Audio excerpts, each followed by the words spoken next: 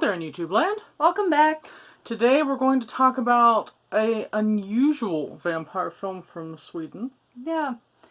You don't get a lot of these from Sweden. No, you don't. I mean, you get some, but not a an lot. extensive amount. No. This is specifically our review of Let the Right One In, which if you have not seen this one, you need to watch it. You need to watch this one. It's different. It's good. It's unique because it's a story of children, but not. Children doing things that children wouldn't Yes. normally be thought of doing. It really gives you that creep factor because of it just makes you uneasy about that. It challenges your mind. So, it's the story of Oscar, who is a 13-year-old boy, and his parents have recently gotten a divorce. And they don't really pay a whole lot of attention to him, and he's lonely and depressed, and he's teased by bullies at school and everything. And he's living in this apartment complex, but in moves a little girl and what is seemingly her father. Yeah.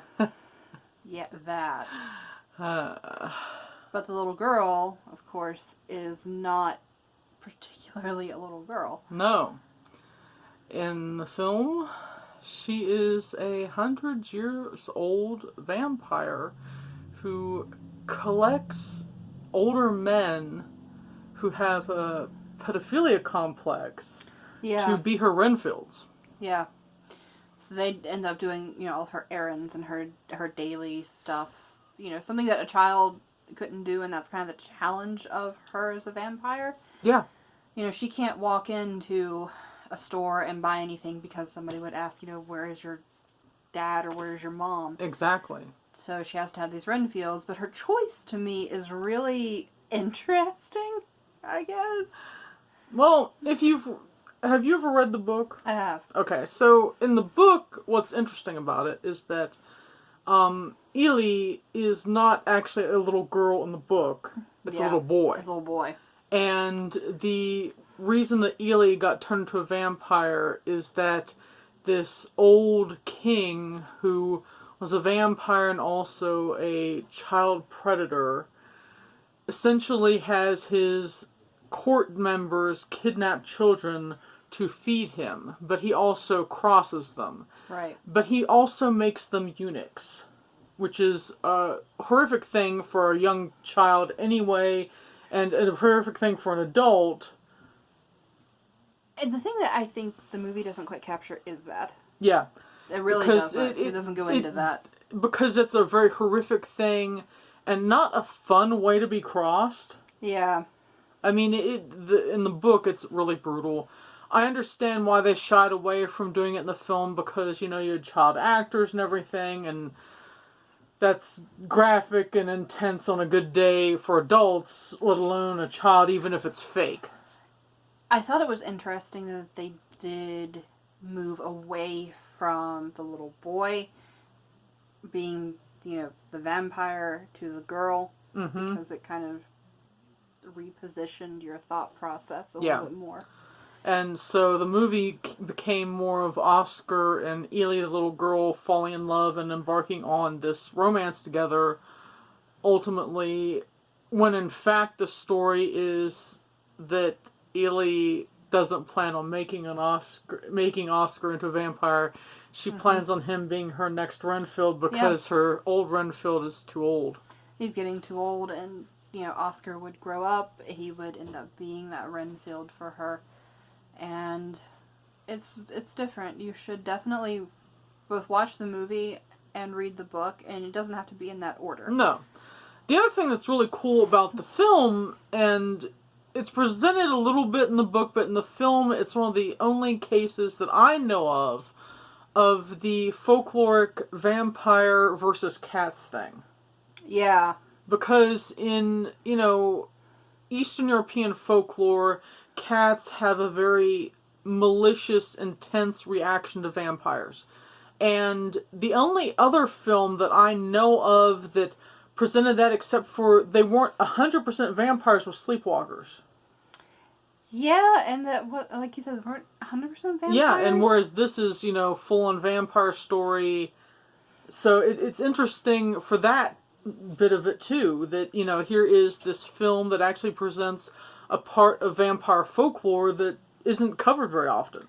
It's not covered very often because anytime you think of a cat, especially in film, you associate it with a witch and not the vampire, be it, a good association or a bad association. So that's kind of a interesting extra tidbit. The other thing I really liked about the film is the fact the kind of interpersonal reactions between the adults and the children. Mm-hmm. It really nails home how much adults in certain situations will ignore what's going on with a child because they think, oh, it's the usual stuff, whatever, when in reality something really bad's actually happening. It's interesting to me simply because the adults are almost very removed from everything, and you really get kind of the world of the kids, and that's a normalcy in some extent because kids go off and play, they create their own world, and that's kind of what... Which is, also interesting about Illy as a character because they're several hundred years old. Mm-hmm. So for them to be able to go back down into the mindset of a child and be able to associate and have, a camaraderie. It also, I think, speaks to the predatory nature of Ely as a vampire because it's almost like watching like a spy or a CIA movie where they assume a role. Yeah. And they become that role, and maybe she, is able to do that to kind of draw in her new Renfields or a victim or... But she does have her own type of morality, which is also very interesting, because the scene where she eliminates Oscar's bullies is just epic. It's very cool. It's probably what every bullied child would like to think would happen to their bullies. Yes, I guess if you're a kid and you like vampires, Illy's your savior. Not really. I kind of would have liked to have had that a few times in my life. Yeah. So, I mean, it brings up, when you step back from it, it brings up a lot of different aspects of society and what her version of justice is.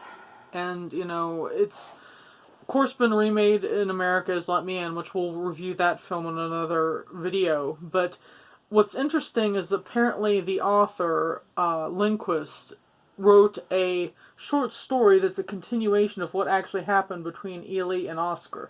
But I haven't gotten a copy of the short story yet to be able to read it to find out what happens. But no, the story is not done yet, just with this film and book. Right. It kind of sets up the stage. Yeah. So I'm now I gotta find the short story and dig into that because they're kind of fun. And, I just... Tabby and I are really enjoying going down all these, different vampire videos because, vampires are, just fun and entertaining. And it also brings in a lot of cultural aspects, a lot of folklore, and it's interesting between the films to see, what they've picked and chosen to be that folkloric foundation, and then they went off on a story with it, so... Well, comment down below with your favorite foreign vampire film. We'd like to know. If we haven't seen it, we will try to watch it. Absolutely. So, till next time. Bye.